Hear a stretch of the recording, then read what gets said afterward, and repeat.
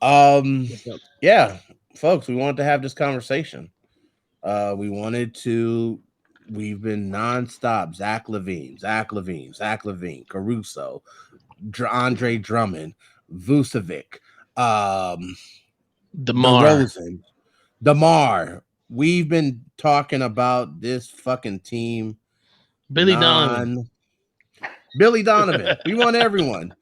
But we got Justin from the Bloody Horns pod. Was it Horns Bloody or Bloody Horns? The podcast is called Bloody Horns Podcast. The Twitter handle is @HornsBloody. Okay, Bloody Oh, Horns perfect. podcast. We want to shout out Justin for being a guest. And we're gonna have a fun conversation. Folks, do me a favor. First of all Bulls fans are welcome. I'm going to put this in the chat one more time. If you guys haven't already, please share the tweets. Please share the tweet. Help spread awareness. We appreciate it. We're all on the grinds here.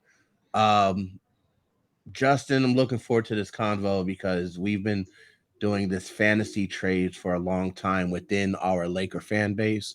So the idea came about yesterday. Hey, let's talk to some Bulls fans. But first and foremost, I got to ask you a question, man. Yeah. What's up? We see so much problems in the world and stuff, and there's lots of just bad shit, bad people in this world. But do you guys feel bad about what you did to Jerry Krause's wife, or that's just something you guys just don't give a fuck about?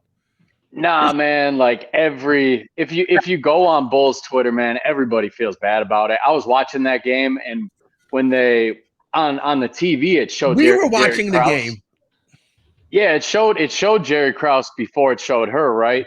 And I was Yes. like, oh, they're about to honor him. Please don't boo. And I didn't know his wife was there. And then I heard the booing, and I was like, ah, shit, they're gonna boo him. And then they showed his wife, and she's crying, and I was like, ah, come on, man, we can't do that. Now people think we're like ruthless Philadelphia fans or something, and it's rough because Jerry gets a lot of flack, but the Yeah, reality is that because team of the probably last had to. dance. Yeah, that team Yeah. had to be broken up to a certain extent. Pippen's back was shot. Rodman was kind of shot. Jerry could have handled it better, but the dude's been dead for like 10 years, so it was just Yeah. sad. It was sad. Yeah, and you know what's interesting about, so we've been having this conversation within, Laker fan base. And so Kobe gets his statue. The statue is unveiled on February 8th. So our team playing below our standards. We're desperate need for a trade. We hate our coach. We hate everything about this team right now. So we've been having a conversation within ourselves, within our followers, and it's like, are folks going to boo Rob and Jeannie at the statue unveiling? And I'm saying no. I was like, no, there's no way. They're not going to do that to Kobe. His wife Vanessa and their kids are going to be there. They're not going to boo. They'll if there's ever one time for people to be civil, it will be for Kobe's statue unveiling. And I'll be honest, after seeing what you despicable people did on on Friday, I I'm having my doubts. I'm having my doubts because if you guys can make an old lady cry, I don't think there's any hope for any of us. I mean, it kind of depends on what fans show up, right? Like, are they Laker fans or are they LeBron fans? Because with the Bulls, you have Bulls fans, and then you also have Jordan stands. And I feel like the people booing Jerry Krause were more Jordan stands, where true Bulls fans, like, yeah, we love MJ obviously, but we realize Jerry Krause did more good than bad for the franchise.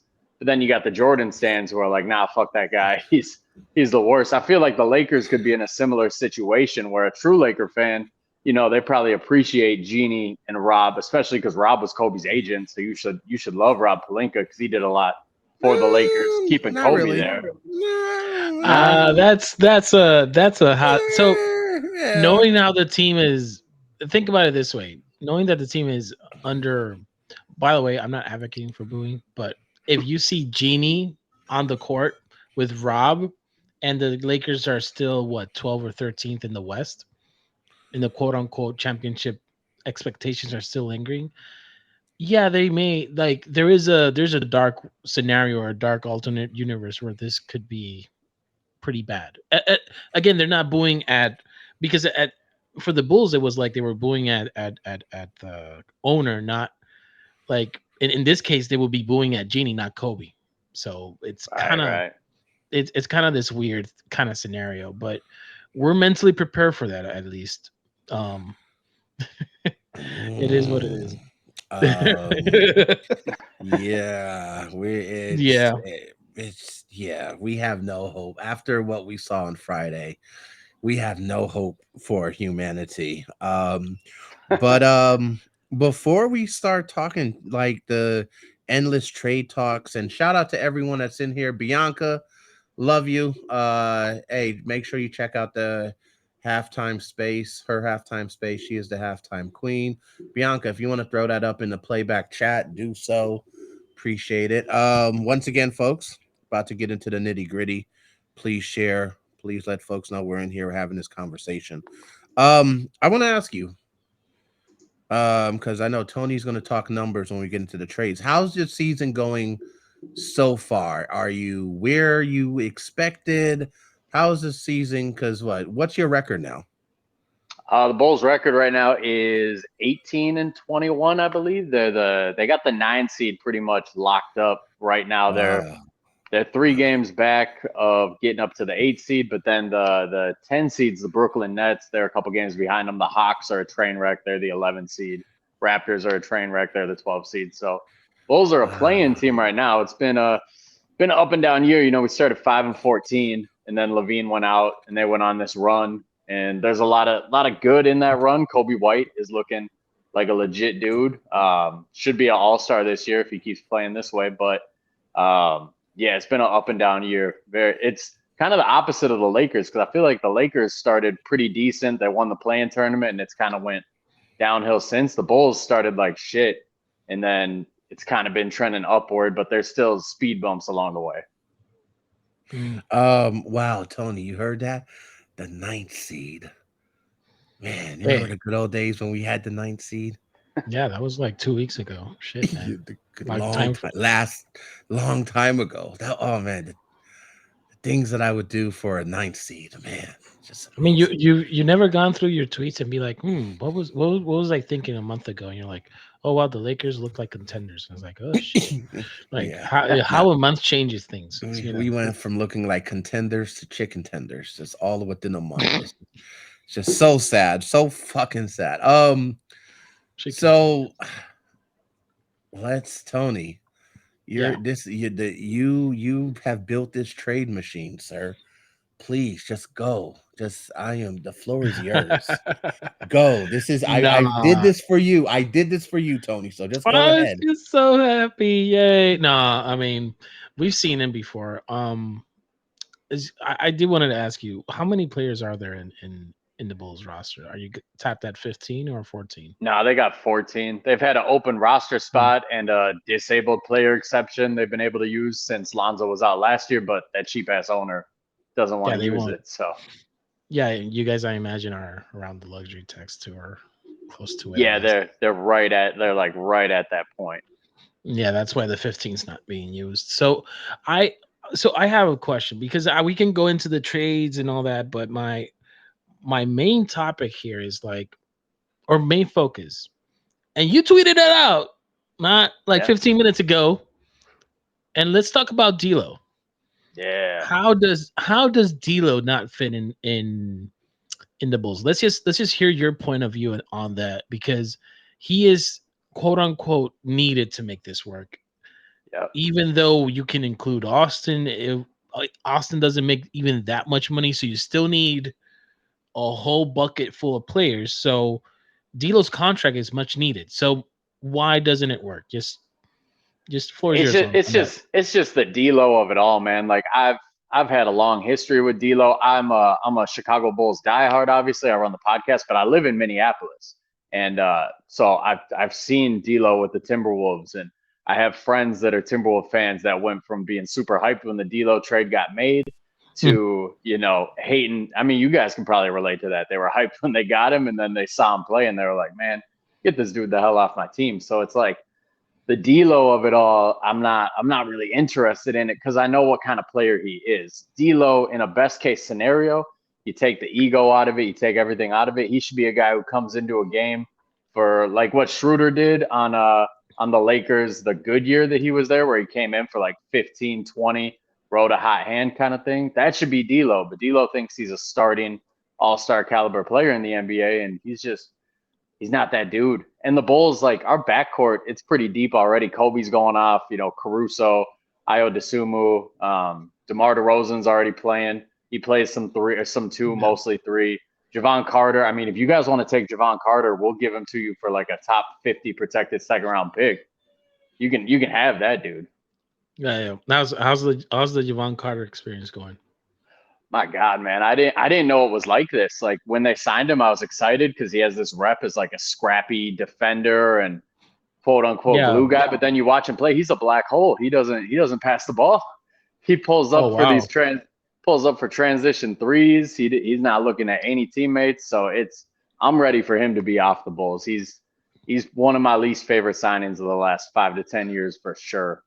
Correct. Yeah. And that's kind of like what the reason about this trade, or the possibility about this trade, kind of goes into the wayward side, because it's LaVine makes $40 million, and it's hard with the new CBA and the whole situation that's going on with kind of like the league, because the CBA hasn't been implemented yet, like fully to the full effect. It hasn't been done, like in terms of like penalizing the second neighbor teams and all that. But this is the moment in time where a LaVine trade would make sense for the Bulls, or at least that's how I view it, because it's like $40 million now.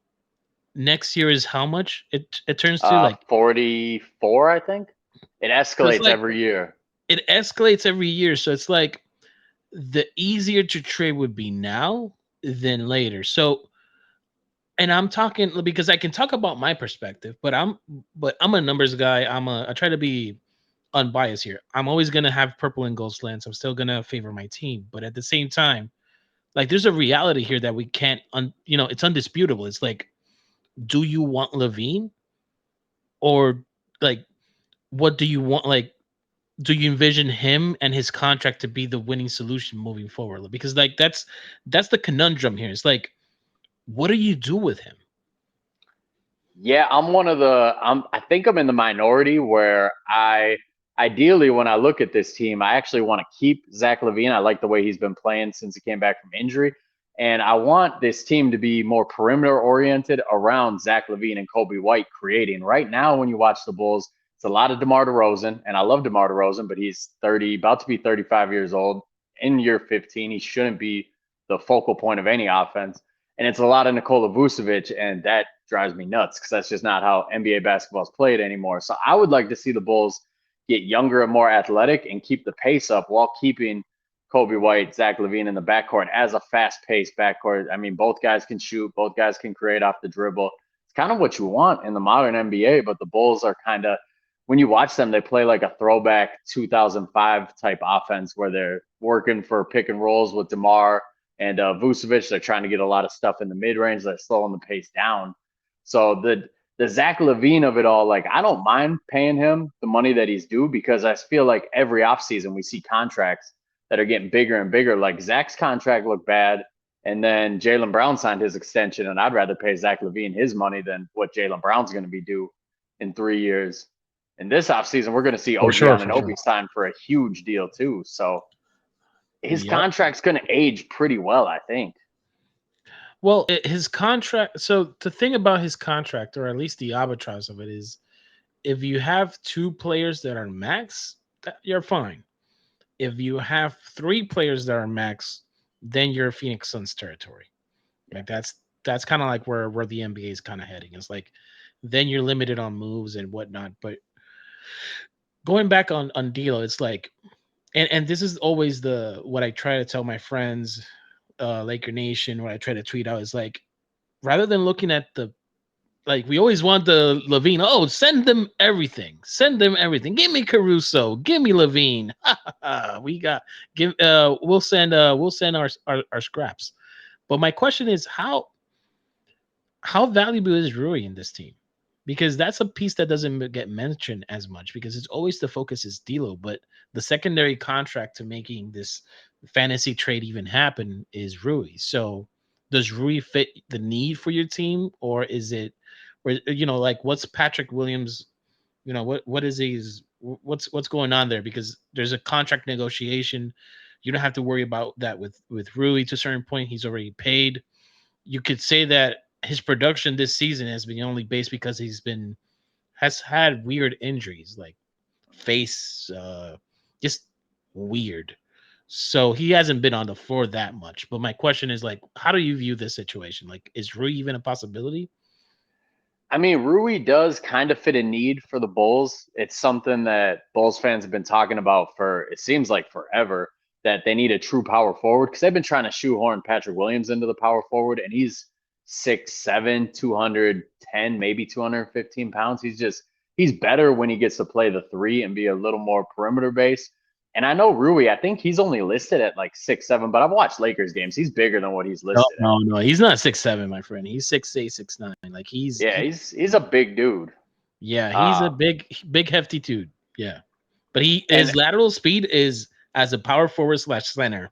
Just prepare that. Like he's not mobile on the perimeter. That's one of his knocks. It's like he can't guard on the perimeter that way. So that's the only. I mean, he has some downsides, but that's his biggest downside. My biggest problem with Rui is the contract, to be honest, because didn't he sign for 4 years? So he's locked up for a little bit. So no, Rui only. Let me see his contract because I forget. I think it's 3 years, not 4. Let me verify that because it's 15 this year.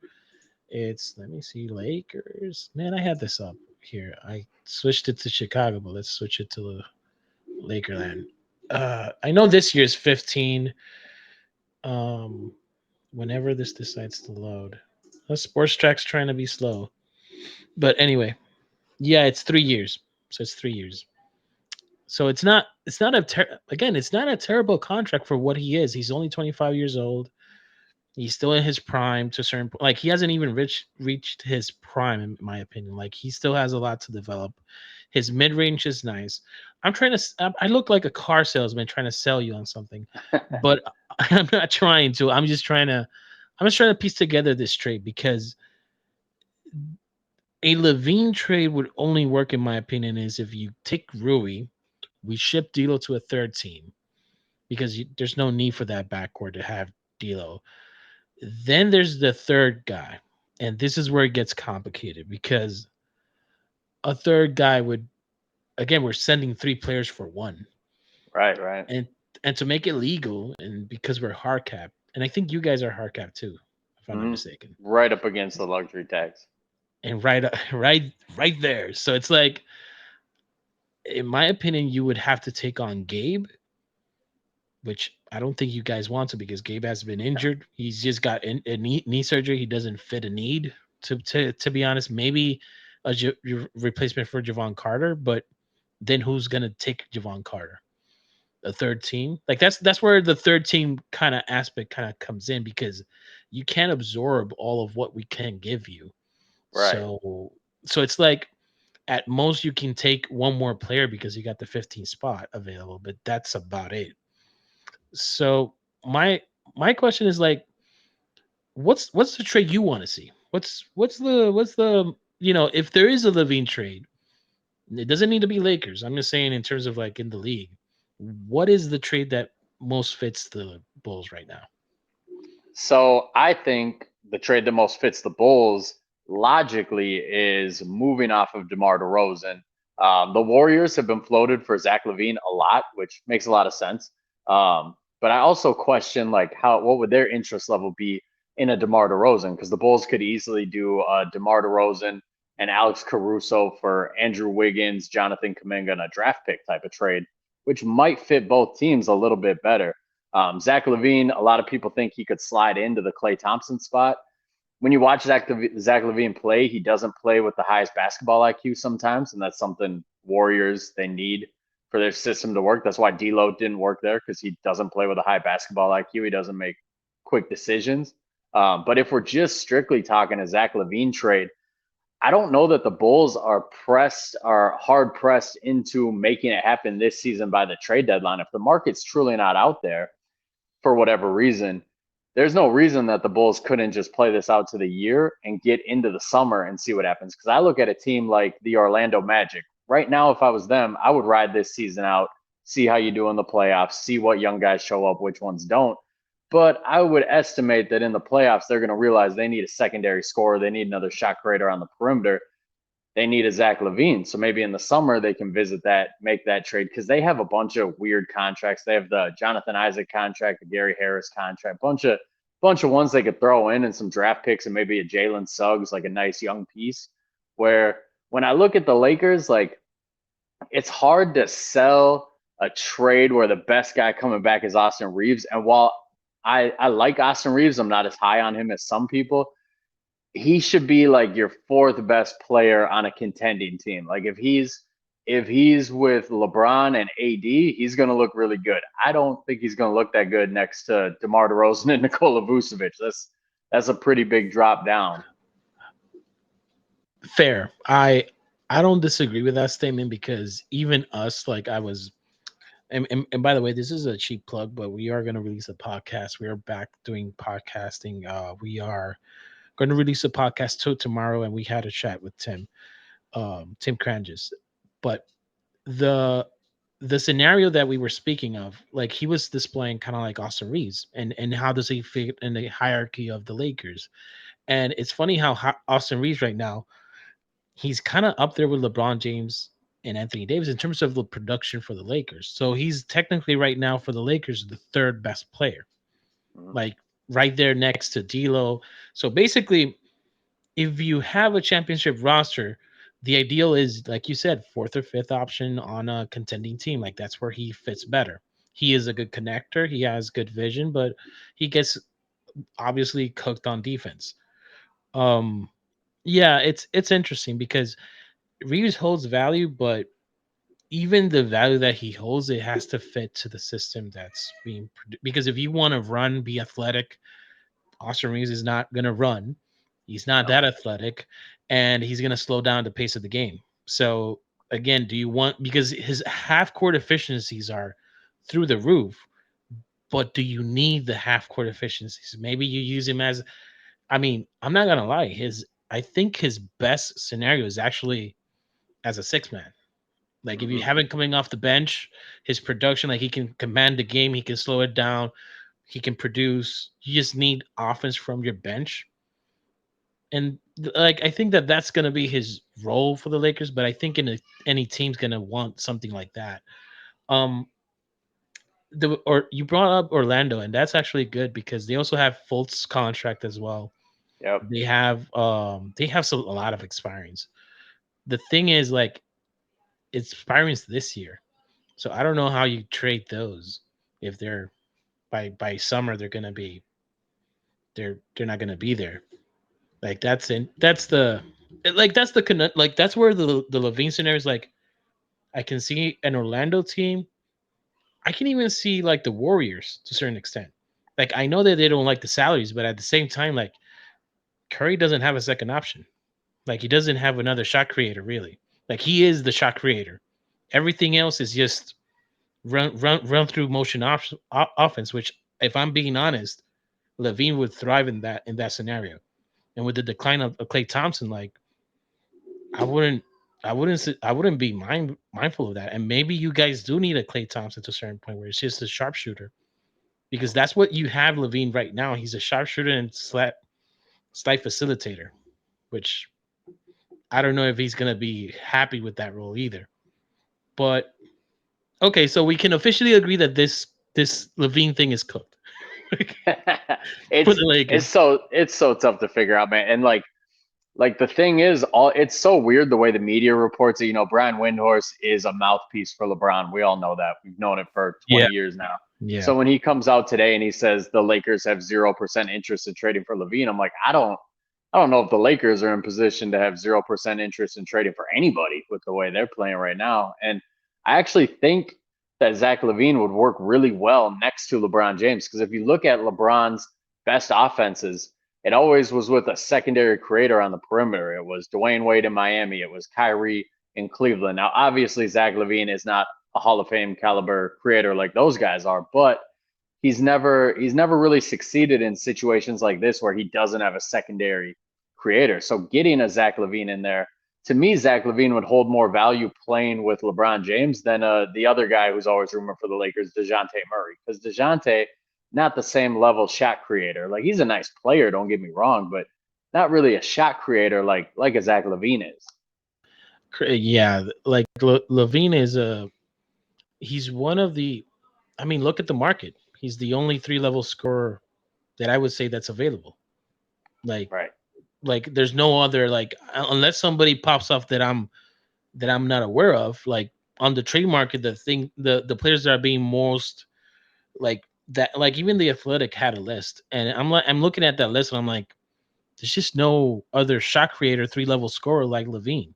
Like, talent wise, like, he is an athlete. Like, he has his deficiencies, but it always, like, it's simply put, it's his health and contract. It's always his health and contract. Like, every conversation with Levine has to end with, like, I don't trust his knees. I don't trust this. I don't trust him. Like, what is he? And it always stems from, at least from the Lakers side.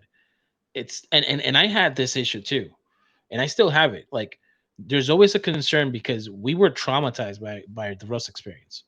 We had this albatross contract, and we thought, like, yeah, these three guys were gonna make it happen. These three guys were gonna figure it out. We were top heavy, and to a certain point, we would be doing the same thing. We got our supposed dev to kind of get Levine.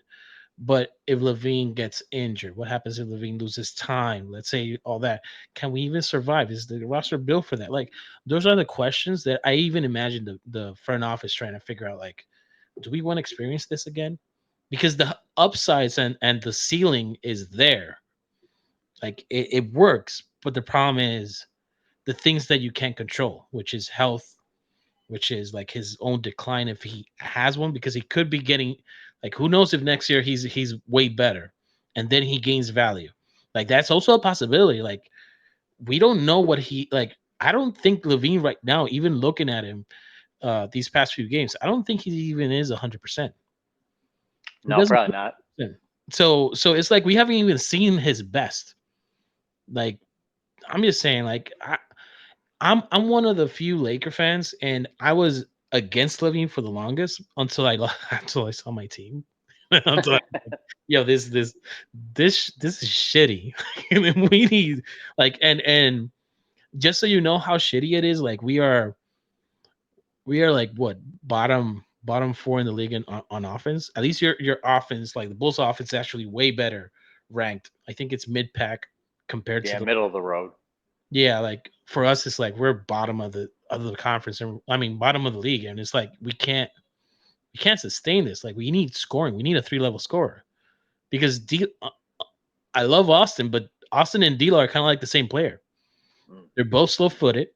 They're not athletes, and they slow down the game. So it's like you need somebody like you need an athlete like Levine. Um. So yeah, I do hope I do hope there's a surprise in the next month that suggests, like, oh, there's a 3-team trade, la la la, Lakers land Levine, and I could be happy. But I don't think that's in the cards. But And it just sucks that that Jared yeah, Vanderbilt can't be traded, because not that he's a great player by any means, but it'd be a lot easier to stomach a trade where you're at least getting. I at least know Jared Vanderbilt and Austin yeah, Reeves. I at least know they can be role players on a playoff team. I don't have any faith in D'Lo to be a role player. Rui had a nice playoff stretch last year, but that's still a small blip in his career compared to what we've seen from him. If Vanderbilt was coming back in the trade, it would be a lot easier to stomach, I think, for a lot of Bulls fans, because we know he has a yeah. tangible skill. He's a lockdown defender, but his contract can't be traded this year. Unfortunately, it cannot, and that's it depends if you ask Zen here. Zen is an advocate of trading Vanderbilt because he's averaging, I think, a whopping 1 point or two. So it's like, No, Tony, I'm not gonna let you disrespect him like that. Okay, he was averaging 1.0 points per game 2.5 weeks ago. Okay, so don't disrespect his process. Honor the journey. He is now averaging 2.8 points per game. Okay, 2.8. Jesus Christ. Yeah, I mean, there's a thing. Jesus Christ. Yeah, no. The thing with Vando that people don't realize is that, at least for our offense, is that when we insert him, defense goes through the roof. We can lock down the defender. Vando's not even healthy right now. He's dealing with a heel bursitis, but the dude the dude still has it. Like, he's still a lockdown defender. The problem with Vando is that with the core that we have, bro, like, our shot rim like goes from 70 to 80 to 40. Our offense just stalls the hell out. Like, I think our offense turns to 75 ratings or something like that. Like, it's not, it just doesn't, like, and because Vando's not 100% healthy, he doesn't do what we like. It's a 4-on-5 kind of situation on the offensive end. So whatever he gives you on a defense doesn't make up the offense, and we don't have enough offensive firepower to kind of compensate the the lack of what Vando can produce. And also, people know the MO for the Lakers. It's like, whoever's guarding Vando, just ignore him, let him do whatever he wants, and let's just double AD, and then it's like game over at that point. But yeah, if Vando was included, whoa, what about JHS? Do you know the dude, or is he on your radar, or no? I mean, the Lakers don't even feel comfortable playing the dude, so it's like, Okay, and no, I get they're a veteran team, but we can stop the tape. We can stop the tape. We don't need to discuss it. I just wanted to see if you knew the dude. That's I still don't know why we drafted him, but hey, he's here. I've had He's a Laker Laker. fans try to sell me on him, Max Christie, like all these dudes that don't actually play for the Lakers, but Laker fans. I don't want to group you into a Laker No, fan no, no. thing I because like you understand. seem very reasonable, but a lot of Laker fans, they for years they've been known on Twitter to Photoshop everybody into their jersey and then be like, you can have Kyle Kuzma and we're gonna get back Kyrie and like expect that to work somehow. So it's I'm used to Laker fans trying to be like, well, what about our rookie? And it's like the dude you drafted at the end of the first who doesn't play. There's not much to go on there. Yeah, we're actually, that's why I joked about the Billy Donovan, like, hey, are you trading for him? Like, Hey, I'll because, trade you Billy Donovan for Darvin Ham. Like we're oh, really? all Really? all Oh all shit. Bulls fans are done with Billy Donovan. Like we're Oh we're shit. we're over the Billy experience, man. Done. Let's do it. Done. You know what's funny about all this? Like, and I tell this to fans, and I tell this to, and I even put it on Twitter as much as possible. I still haven't found a fan base that loves their coach. I even talked to a Spurs fan who I'm like, whoa, Pop, amazing, great career. And they're like, get that old fuck out of here. And I'm like, okay, interesting. And then there's a Heat fan that I'm like, yo, you got the best coach. Oh, we overpaid for him, 120 million. Oh, what the fuck? It was like, oh, there is no such thing as a fan base that loves their coach. That's true. I come to terms with that. Like, tell me a franchise that loves him, like a fan base that really loves their coach, and probably the closest would be actually the Miami Heat, suppose, but because out of, I think it was, out of 5 fans, 2 of them said that they love him.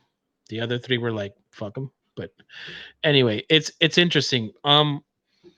The other, what's the problem with Billy Donovan though? If I'm It's the same thing that's plagued him his whole career, man. The dude, okay. he relies on superstars and isolation play. His Oh, success in ISO ball. OKC, yeah, his success in OKC was KD being able to do whatever he wanted. Him and Russ trading possessions, no ball movement, just them creating. And then KD left, and then he just gave Russ the keys and said, "Do your thing." The one year that we actually saw some creative offense from him was the Chris Paul year that he was there. There wasn't anybody to isolate on that team. And there was some creativity in their offense, but I think that probably was more because of Chris Paul than it was Billy Donovan. Because with the Bulls, we saw a little bit of creativity early in his tenure because of Lonzo, because Lonzo pushes the pace, he makes things happen, he forces you to play a certain way. As soon as Lonzo went down, it was give DeMar DeRozan the ball for 15 to 20 seconds of the possession and see what he creates, what happens. So when you watch the Bulls, it's a very ISO happy offense, and the fans love to blame DeMar DeRozan. I don't think DeMar DeRozan wants to play this way. I think he's a very intelligent basketball player. He doesn't want to play this way, but I think he's being told by the coaching staff, like, this is how we're going to play. We're going to run everything through. Even when Zach LaVine is cooking and him and DeMar going at the same time, they're basically just trading possessions. One guy will have the ball, the other guy will go stand in the corner. There's just no creativity.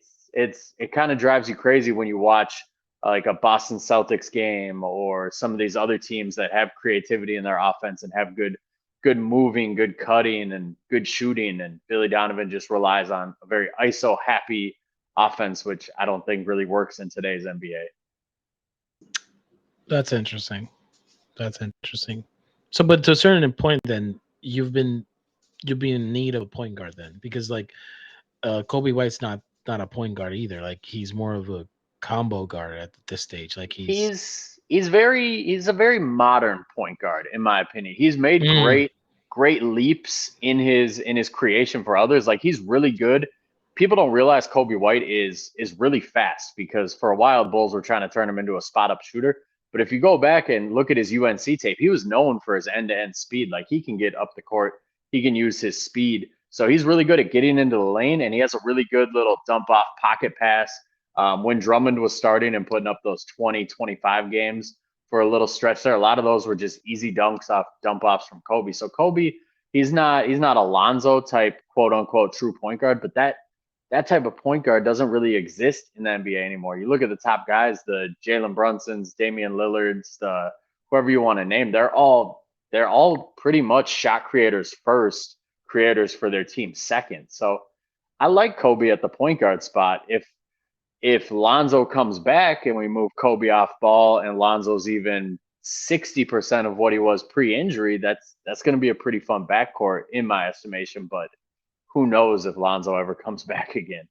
That's one of the things that Lonzo. I was here for the Lonzo. Like I saw live. Like normally the draft, I don't see it live, but that time, like the Lakers had the number 2 pick, and I'm like, okay, let me see it live. And man, when we picked Lonzo, I was hyped for him.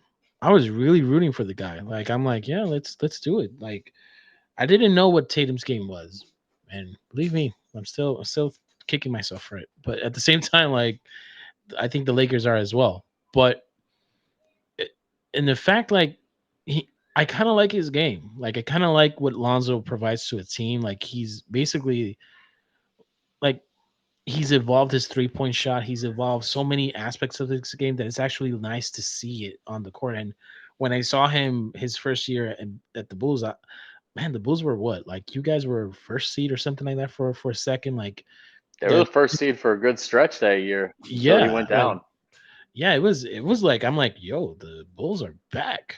And then the injury, man, like I really do, like sincerely, I really do hope he comes back. Like that's not a way to end a career, man. Like that's like I really hope that he comes back and he comes with a vengeance, and he can provide good things for Chicago, because honestly, like it's for like mentally, even mentally, just think about it. Like you're clicking, and then out of nowhere something that you can't control happens, which is just injury. And then upon the injury, it's like surgery upon surgery upon surgery just to fix one mistake or just fix something upon something about something. It's like that's draining.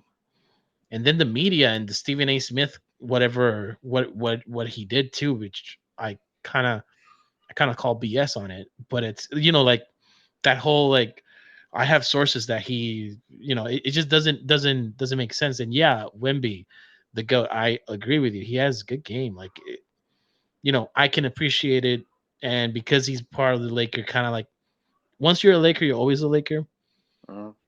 In my view, like I'm really rooting for him. I really am. So, but in the event that he's not, and I'm trying to pull up here some of the quotes. Give me 1 second. I'm trying to put something here. Oh, So Alonzo?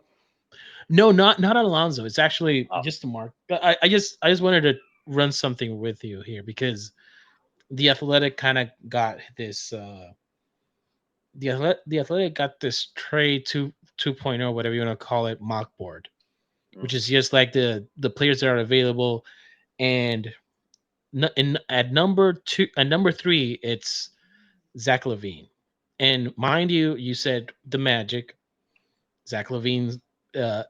The teams that are interested in him are the Lakers, Pistons, Magics, and the Nets. Other than the Lakers, we discussed the Magic. What do you think about the Pistons and Nets? The Pistons one's funny to me because like they've won 3 games this year. Like why are you trying to trade for a guy who's approaching 30? The I Pistons don't know, this year man. they should just play Cade, Thompson, Duran, and who's their other guy? Who's their 4th guy? Oh, Ivy. They should play those 4 together and just like almost force them to mold their games with each other. Like you Yeah. guys suck. Why would you want to bring in Zach LaVine? And the rumors are, or at least, I mean, I'm seeing this mostly from Bulls people, but Bulls people seem to think in a Pistons trade we'd get Jaden Ivey back. If that happened, I'd be a happy dude because Jaden Ivey, he's a young, what is he, 21 years old, former top 5 pick Yeah. a year ago. Like, there's potential there, so I'd be happy with that return. But I don't know why the Pistons would do that. That wouldn't. If I was a Pistons fan and we traded Jaden Ivey for Zach LaVine when we've won 3 games all year, I'd be pissed.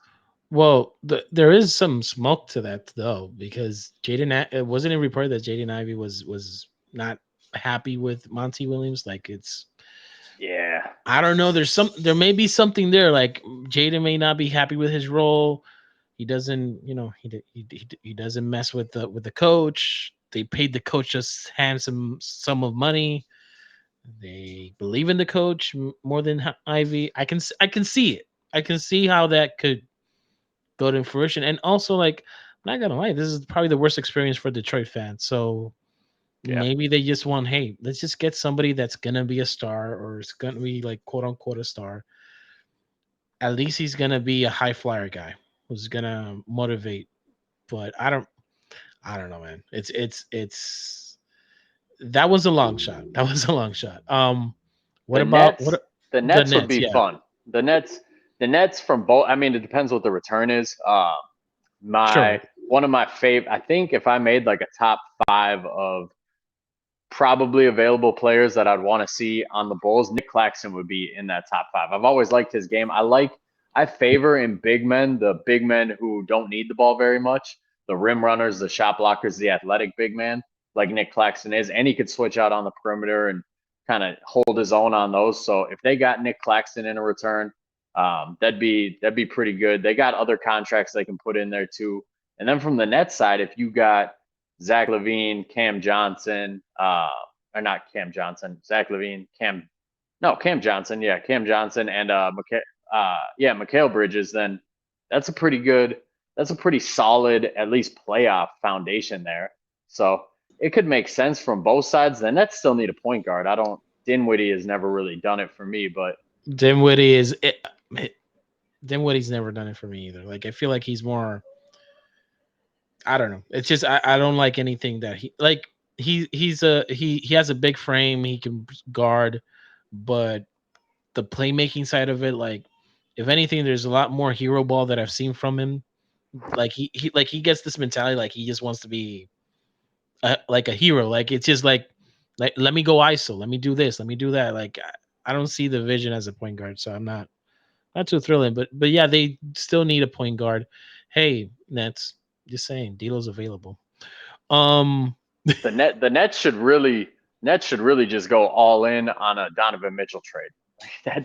It makes too much sense from both sides. Donovan Mitchell would be great next to a guy like Mikal Bridges, who's going to be the perimeter defender. Why would Cleveland do that?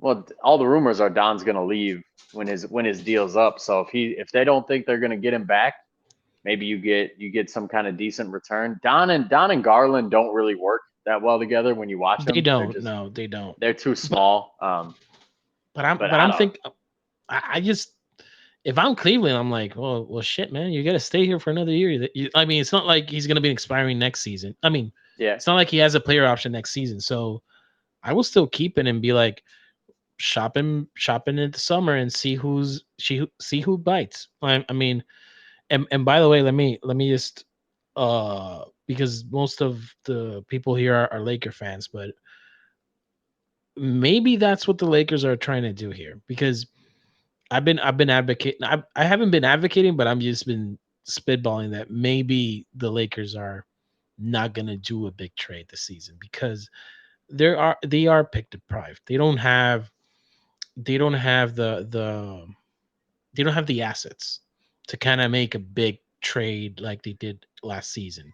They're hard cap. It's like there's a lot of things going against them to kind of improve the roster that they may just say we're not going to do it this summer. We're going to have access to 3 picks.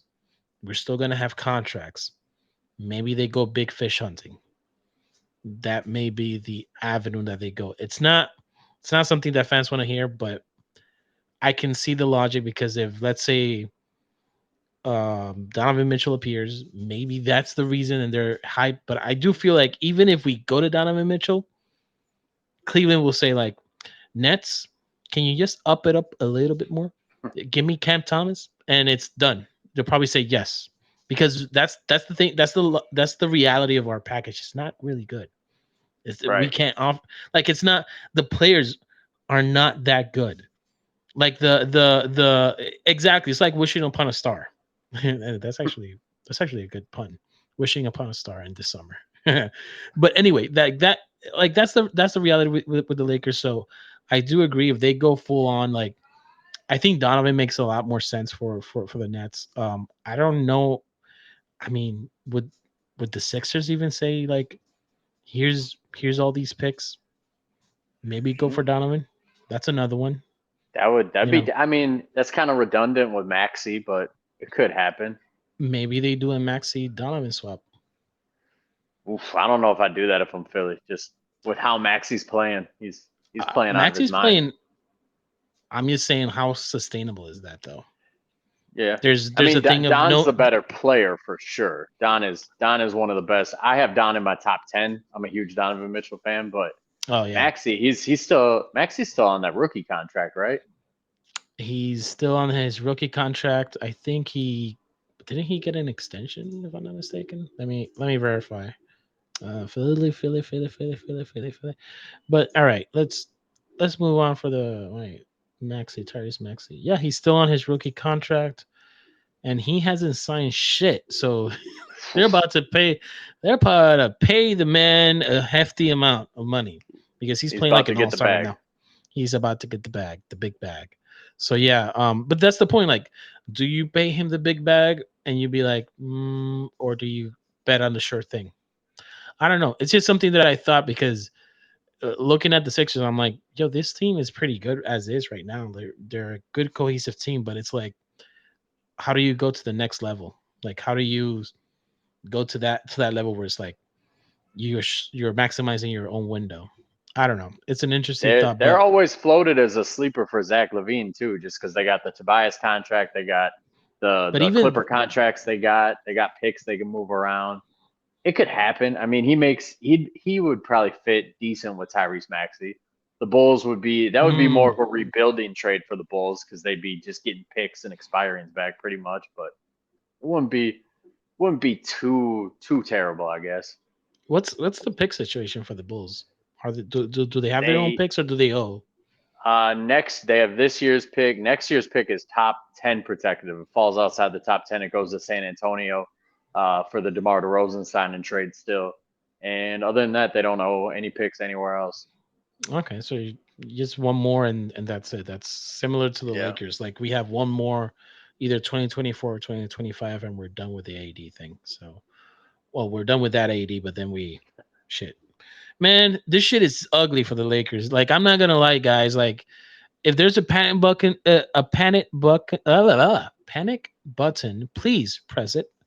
Wow, I've been doing this all day. So the other one would be DeMar DeRozan, Yep. and here he's right behind LaVine at number 4 as one of the top players available. And again, he's here for the Lakers, Heat, and Sixers. We didn't discuss a DeMar, like we've been floating about that, like DeMar Caruso, but I just don't see it because Caruso is so integral to your team. You're so high on him. I don't like. I know Laker fans want Caruso back, but it's like I think that ship has sailed, and it's Yeah. completely away. Like I don't think, and even if somebody comes up with an offer that's kind of crazy, maybe a pick and a swap, I really don't think Chicago is willing to do it. No, it sounds like Caruso is borderline untouchable for Chicago. I had a podcast a week ago where I was saying I'm not a Caruso's untouchable guy. I like Caruso. He's a good player. He probably belongs on a contending team where he can use his skills a little bit more. And if the reports are true that there's teams that would give a multiple first for him, I think you'd be foolish not to do it when you're the Bulls and you don't really have an asset stash of picks. So I was saying, if the Warriors offer Jonathan Kuminga and a pick for Caruso, I'm taking that 10 times out of 10. I'm a bigger Kuminga fan than most people. I just like his athletic profile. I think he's shown enough with the Warriors that if he gets to a different team and has an expanded role, we could see a little bit of a leap from him. But yeah, Caruso, he's probably got the most trade value of anybody on the Chicago Bulls right now. For sure. I mean, I think it's him and DeMar, because DeMar, even if you don't like the player, the contract in itself is valuable. Like it's an expiring 27 million. Like that holds value, especially like with the CBA coming into full effect this offseason. Like you gotta take your books and have them ready. But yeah, just you know what you have to do. Please don't do this. And I'm gonna speak to you like you were the Bulls front office and the executive. Don't you dare, don't you dare trade Caruso to anybody in the West. Keep him in the East. I don't want to see him in the playoffs. I can't handle that. I can't have Caruso on the Denver Nuggets. I can't have Caruso on the Warriors, and I can't have Caruso in any other team like the Kings or shit like that. No, no, no, no, no. Like I mean, don't you guys got to make the playoffs to be worried about seeing him in the playoffs, though? hey, this is the part where you tell me you're delusional. Like, Yeah. hey, you know why we're always like this in terms of like playoffs and thinking playoffs, even though we're like 13 or 12, is because we've been here more than we Yeah. care to like. Like we've been through the play-in. I think this would be Zen. You can correct me 3 times now. Like Wouldn't we it will be probably go three years in a row? three They'd be in years. the play-in. Well, we missed 1 year with the Yeah. Russ, but yeah, every time we go to the postseason, we go through the play-in since in this LeBron era, which is kind of sad if I'm being honest. It's really, really, really sad. But every single year, there's a context to it. It's like injury here, injury there, blah blah blah. But this time, I don't even know what the context is. It's like we have Darvin Ham. It's Coach Pockets. It's the roster. It's this. It's LeBron. It's AD. I can't say AD anymore because AD's playing out of his mind. It's like it's Austin Reed. It's like I don't know, man. The Lakers season is right now is like a big question mark. I really don't know. But we are faithful. The few of us are faithful that we can see that we can be on the plane at least. But so a DeMar trade. Let's just speak DeMar. Yeah. For the Lakers, I don't see it. I really don't. Like I there's no. We would have to combine probably 2 contracts to it, and it would be probably combination of D'Lo and DeMar. D'Lo and Rui. The Rui does fit, but D'Lo is just going to be a clusterfuck in terms of just the guards. So I don't see the real benefit for you guys. But what about the Knicks? Is there a benefit there? Because they only have Evan Fournier and probably somebody else. So I don't even know why I don't even know. Do you like their picks? Like, is that something that you like? Like, I mean, the DeMar of it all is always complicated for me personally because DeMar has been my favorite player for a long time. Since before he joined the Chicago Bulls, I grew up, I'm a Bulls fan, but Kobe Bryant's my favorite player of all time just because I grew up watching everything like him. So when Kobe retired, I was like, I'm going to be a DeMar DeRozan fan because he plays the most like Kobe with the footwork and the low post game and the fadeaways and everything like that. Yeah, So I very. love DeMar DeRozan, love having him on the Bulls, but as a unbiased fan, I watch the Bulls and I'm like, there's a DeMar DeRozan problem here. There's too much DeMar DeRozan, and he's an expiring contract. He might just leave this offseason for nothing anyway. So if they can trade him and get something, I don't know if the Knicks are necessarily the team. People say the Heat. I don't know why the Heat would want to do that, just because DeMar and Jimmy, that's too much overlap in my opinion. But like the Kings make a lot of sense for DeMar DeRozan in my opinion, because when I Yeah, watch them, they lack a fourth quarter closer. And I think they could throw a package together that's like Kevin Herter, Davion Mitchell, and a draft pick, and we could probably call it a day. We might have to clean it up a little bit, but that'd be probably the foundation of it. And Davion Mitchell's got some potential as a defender. You know, you get a draft pick coming back, and then Kevin Herter's a 3-and-D guy, so it'd be pieces that would at least make sense for the Bulls to take back. see that makes sense. That makes yeah. And what about the Sixers? Because the Athletic has here the Sixers as being the third option for the For third team DeMar, that is actually for DeMar. Yeah, they'd basically just be upgrading the Tobias Harris spot then. So it makes a lot of sense for them. It would probably be Tobias Harris and maybe one of those.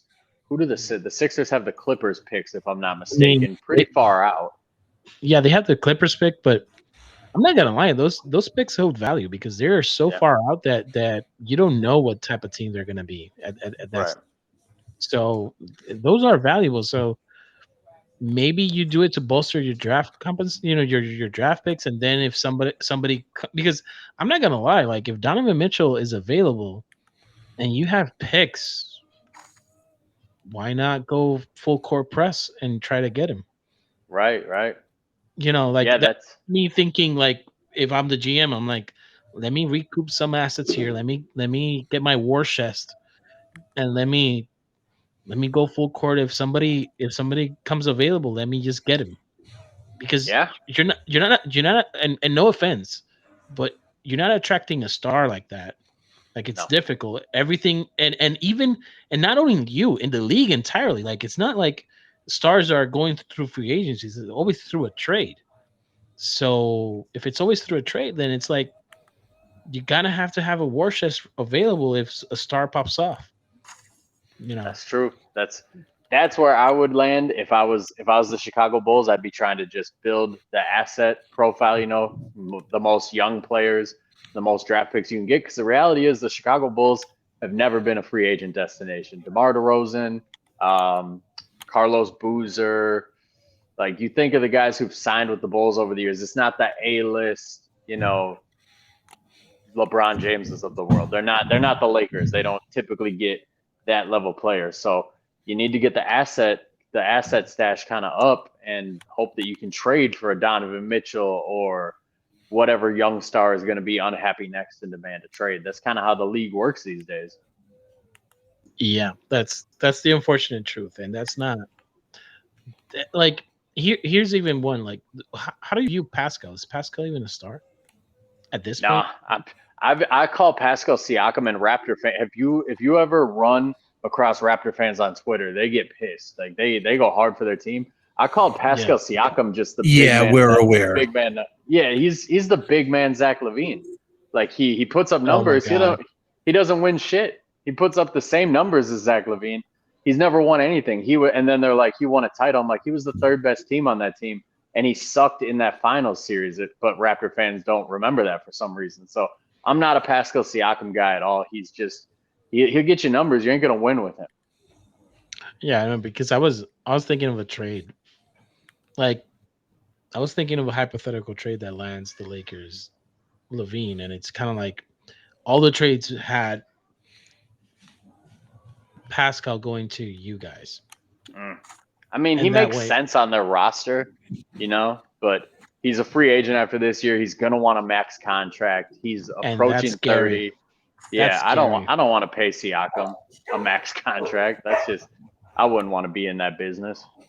Well, if we're talking a bit of a Siakam, who in the league's gonna pay that? Like, I'm the only team that I think is gonna pay that is the Raptors. Like, no other team's gonna like. Who's gonna take a risk on a rental / guy that doesn't want to play with you because he wants the max? Because that's why the Kings deal kind of fell apart. It's like, yeah, whoa, you want max? No, sir. Like, I don't see. I really don't like. I will be very surprised if a team takes a risk of that magnitude and be like, we're gonna give you a rental. You know, we know you're a rental.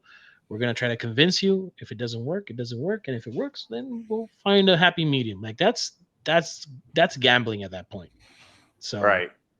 It'd be tough, man. It's maybe a disaster team like the Hawks or something. I don't know. I'm not really a big Siakam fan. Like I said, I think he's kind of overrated, which would make him fit on the Hawks because I think everybody on the Hawks is overrated. So he'd be fun to see him and Trae Young, two big number kind of empty yeah, calorie guys playing together. They'll get you numbers, but you're not gonna win anything.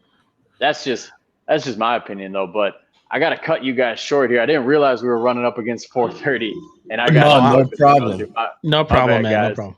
I No wanted to problem. budget more time. I wasn't sure how long we were gonna Oh go no, for. you know what? Hey, let's do this, man. We play pretty soon. We play pretty soon. So let's preview the game. Let's coordinate something when our teams play. I believe we play in like in the next like week or two or Oh pretty yeah, soon. yeah, Yeah. yeah. So Yep. let's do something around that. Yeah, I'd love to come back on anytime, man. Anytime. Absolutely. Hey, thank you so much, man. This has been a Thank you. dope conversation. We'll definitely see you soon. Hey, folks, make sure you follow the Bloody Horns podcast. Follow him. Follow Justin on Twitter at Horns Bloody. You guys have seen it in our tweets. We'll tweet it out. So thank you so much, man. Appreciate it, guys. Take it easy. You too. You too. You too. Take care, man.